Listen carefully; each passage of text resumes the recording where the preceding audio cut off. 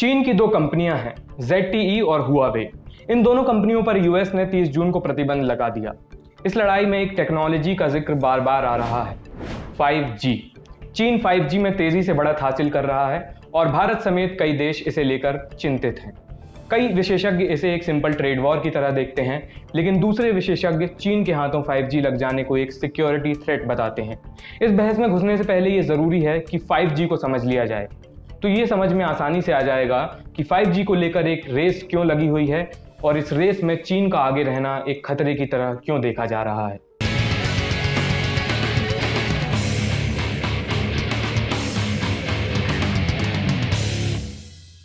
नमस्ते, मेरा नाम आयुष है। साइंसकारी के इस एपिसोड में हम 5G को समझने की कोशिश करेंगे।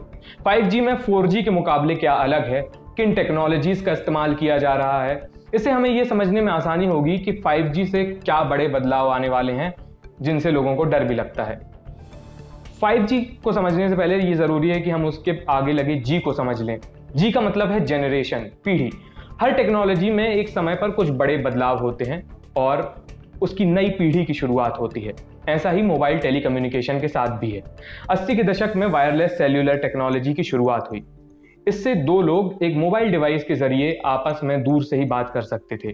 ये मोबाइल टेलीकम्युनिकेशन की पहली पीढ़ी थी, फर्स्ट जनरेशन 1G। लेकिन ये टेक्नोलॉजी एनालॉग सिग्नल्स पर आधारित थी। 90 के दशक में 2G की एंट्री होती है। पहली जनरेशन के मुकाबले 2G ने एनालॉग नहीं बल्कि डिजिटल सिग्नल्स को अपना आधार बनाया। इससे यह हुआ कि फोन सिग्नल्स ज्यादा सुरक्षित थे और अब फोन में मैसेजेस भी भेजे जा सकते थे। अब टेलीकम्युनिकेशन के साथ साथ धीरे धीरे इंटरनेट भी अपना दायरा बढ़ा रहा था। तो इसी जरूरत को ध्यान में रखते हुए 21वीं सदी में थर्ड जनरेशन की शुरुआत हुई। 3G ने हमें ठीक ठाक इंटरनेट स्पीड वाला एक डेटा दिया और 4G से इस इंटरनेट की स्पीड इतनी तेज हो गई कि बिना बफर किए हाई क्वालिटी वीडियो को स्ट्रीम किया जा सकता है। अब हम 5th जनरेशन यानी 5G के मुहाने पर खड़े हैं, जिसे बहुत बड़ा गेम चेंजर बताया जा रहा है। तो 5G में आखिर ऐसा है क्या? एक शब्द में कहना होगा तो कहेंगे internet speed. MIT technology review के मुताबिक 5G नेटवर्क में 4G के मुकाबले करीब 100 गुना ज्यादा स्पीड होगी। IEEE स्पेक्ट्रम यानी institute of electrical and electronic engineers को उम्मीद है कि 4G से जो हाई डेफिनेशन फिल्म डाउनलोड करने में 10 मिनट तक लग जाते थे, 5G से वो महज 1 सेकंड में ही डाउनलोड हो जाएगी। मतलब क्लिक किया और फिल्म डाउनलोड। ये तो कस्टमर्स को लुभाने वाले डेटा प्लान हो गए, लेकिन 5G के दूसरे और बड़े मायने हैं। इस दौर में कुछ ऐसी टेक्नोलॉजीज को डेवलप किया जा रहा है जो शायद भविष्य में हमारे दैनिक जीवन का हिस्सा होंगी, जैसे कि ऑटोनोमस व्हीकल्स, खुद चलने वाले वाहन, वर्चुअल रियलिटी और इंटरनेट ऑफ थिंग्स। ये सारी टेक्नोलॉजीज इंटरनेट पर आधारित होंगी, डेटा पर आधारित होंगी और 5G इनके डेवलपमेंट में क्रांतिकारी बदलाव लाने वाला है। तो अब सवाल यह है कि 5G में 4G से ऐसा क्या अलग है? मतलब ऐसे कौन से तकनीकी बदलाव किए गए हैं जिससे 5G इतनी भयंकर इंटरनेट स्पीड देता है? हम आपको 5G में इस्तेमाल होने वाली 5 बड़ी टेक्नोलॉजीज के बारे में बहुत ही ब्रीफली बताएंगे, बहुत संक्षिप्त में बताएंगे। पहली, मिलीमीटर वेव्स। कोई एक चीज जो 5G की बेहतरीन स्पीड के लिए जिम्मेदार है वो है हाई फ्रीक्वेंसी रेडियो वेव्स या मिलीमीटर वेव्स। सबसे पहले आपको इन सिग्नल्स के बारे में पता होना चाहिए जिनके जरिए वायरलेस डेटा हमारे डिवाइस में आता है। इलेक्ट्रोमैग्नेटिक रेडिएशंस यानी विद्युत चुंबकीय तरंग। आपने पानी की लहरें देखी होंगी, तो जैसे पानी की लहरें होती हैं ना, वैसे ही इलेक्ट्रोमैग्नेटिक वेव्स होती हैं हमारे आसपास। इन तरंगों में इलेक्ट्रिकल और मैग्नेटिक प्रॉपर्टीज होती हैं। हम इन रेडिएशन से घिरे हुए हैं, लेकिन इनका एक बहुत ही छोटा हिस्सा है जो हम महसूस कर पाते हैं। जो रोशनी आपकी हमारी आंखों तक पहुंचती है वो भी एक इलेक्ट्रोमैग्नेटिक वेव का सिग्नल ही है। हमारी आंखें इन्हीं इलेक्ट्रोमैग्नेटिक तरंगों को कैद कर पाती हैं जिनकी फ्रीक्वेंसी विजिबल रेंज में होती है। ये फ्रीक्वेंसी क्या है, विजिबल रेंज क्या है? फ्रीक्वेंसी मतलब होता है आवृत्ति। ये किसी वेव यानी तरंग को पहचानने के लिए एक इंपॉर्टेंट प्रॉपर्टी होती है। आपने पानी में देखा होगा कि वेव एक रिपीटिंग पैटर्न होती है, मतलब एक ही जैसी चीज वो बार बार रिपीट हो रही होती है आगे जाके। तो फ्रीक्वेंसी से ये पता चलता है कि कोई तरंग कितनी जल्दी रिपीट हो रही है। मान लीजिए ये एक दीवार है और इससे आकर ये एक वेव है और ये टकरा रही है, तो अगर ये धीरे धीरे, मतलब ऐसी रिपीटिंग पैटर्न होती है, तो धीरे धीरे अगर आकर टकरा रही है तो ये कम फ्रीक्वेंसी वाली वेव है। जबकि अगर ये फास्ट आकर इस दीवार से टकराएगी कोई वेव, तो वो ज़्यादा फ्रीक्वेंसी वाली वेव होगी। तो बेसिकली फ्रीक्वेंसी हमें ये बताती है कि कोई वेव कितने फ्रीक्वेंटली रिपीट हो रही है। फ्रीक्वेंसी को नापने की यूनिट को हर्ट्ज कहते हैं। 1 हर्ट्ज मतलब 1 सेकेंड में 1 वेव साइकिल का निकल जाना। इसी तरह 2 हर्ट्ज मतलब 1 सेकेंड में 2 वेव साइकिल का निकल जाना।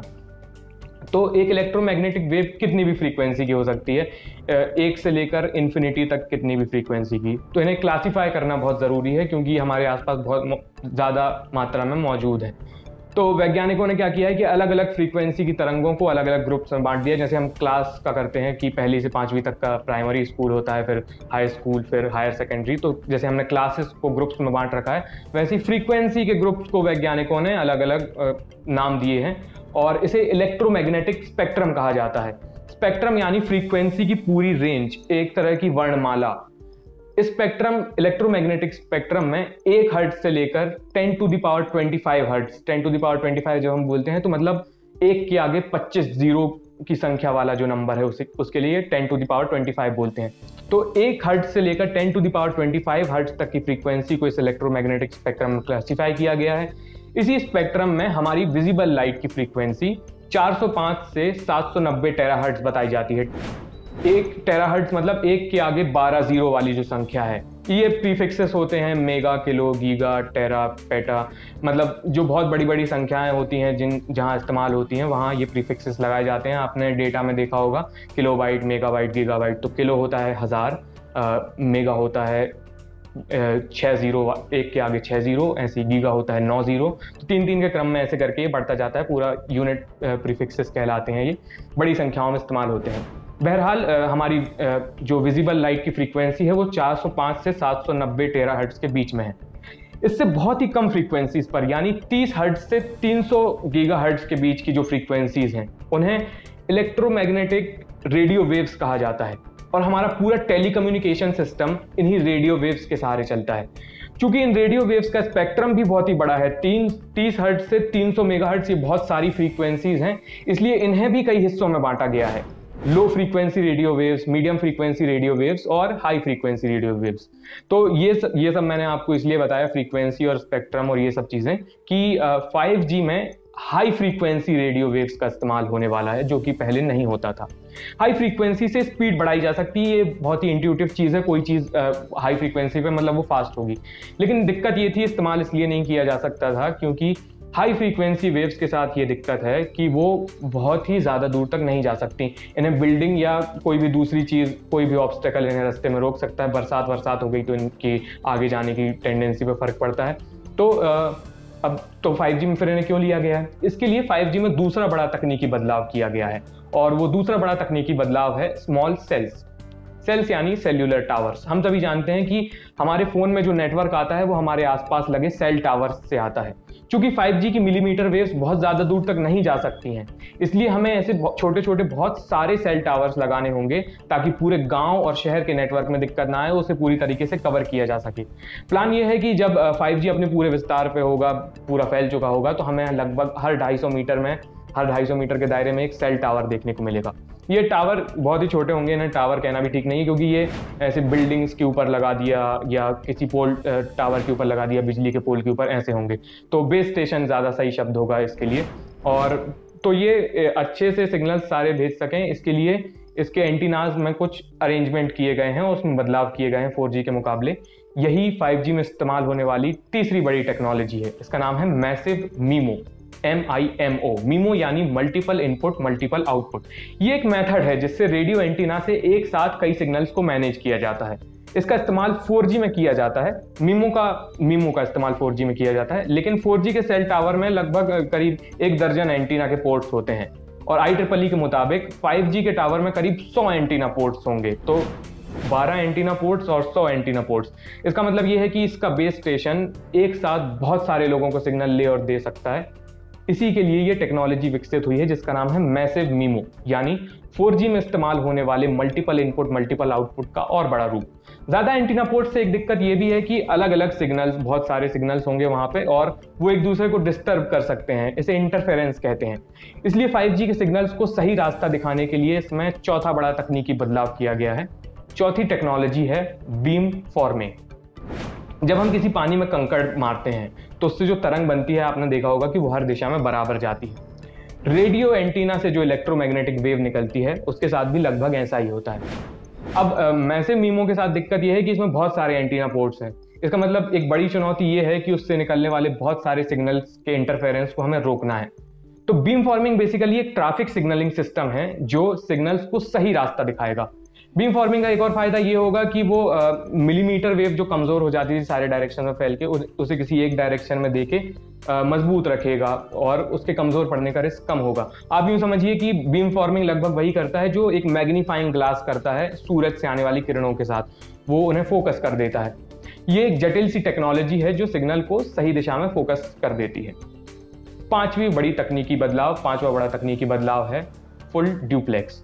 इस टेक्नोलॉजी का इस्तेमाल सिग्नल का रास्ता डबल लेन करने के लिए किया जाता है, जो कि आमतौर पर सिंगल लेन होता है। आमतौर पर क्या है कि सेल टावर्स में जो ट्रांस रिसीवर्स लगे होते हैं वो एक टाइम पर एक ही काम कर सकते हैं, मतलब या तो उनसे सिग्नल जा सकता है या आ सकता है। लेकिन फुल ड्यूप्लेक्स एक ऐसी टेक्नोलॉजी है जिससे एक ही टाइम पर सिग्नल भेजे भी जा सकते हैं और आ भी सकते हैं, रिसीव भी किए जा सकते हैं, सेंड भी किए जा सकते हैं। रास्ता सिंगल लेन से डबल लेन कर दिया है। तो ये वो 5 बड़ी टेक्नोलॉजी है मोटा माटी जिनसे 4G के मुकाबले 5G में बहुत ही ज़्यादा स्पीड हमें मिलेगी। अब जाते जाते आप इंटरनेट स्पीड का थोड़ा सा कॉन्सेप्ट क्लियर कर लीजिए। जब भी इंटरनेट की स्पीड बताई जाती है, वो डिस्कस की जाती है, तो 2 चीज़ें देखी जाती हैं।